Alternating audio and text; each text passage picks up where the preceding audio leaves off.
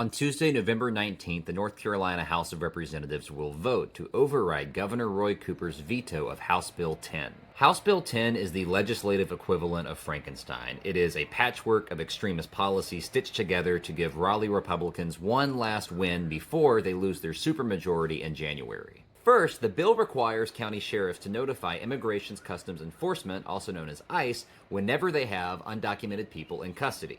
This could lead to unconstitutional detentions and increased fear within immigrant communities. Many North Carolina sheriffs oppose the bill, arguing that it harms trust in law enforcement and discourages immigrant victims from reporting crimes.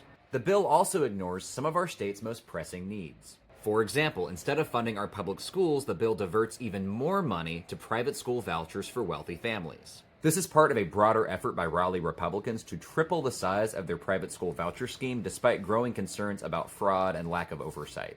New data shows serious problems with the current voucher system, including instances where schools received more vouchers than they had students. For example, Michener University Academy in Johnston County received vouchers for 149 students in 2022, despite having only 72 enrolled.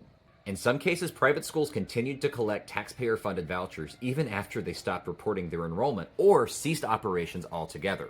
There's even a religious school in Charlotte called Teaching Achieving Students Academy that appears to have no physical location at all.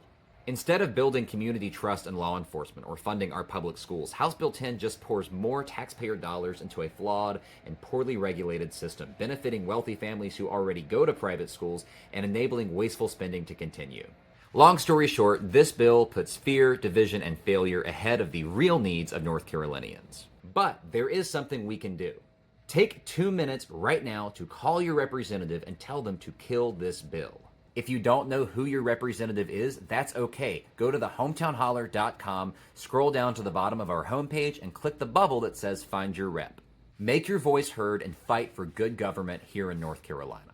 For more Tar Heel politics in a shot glass, follow the Hometown Holler.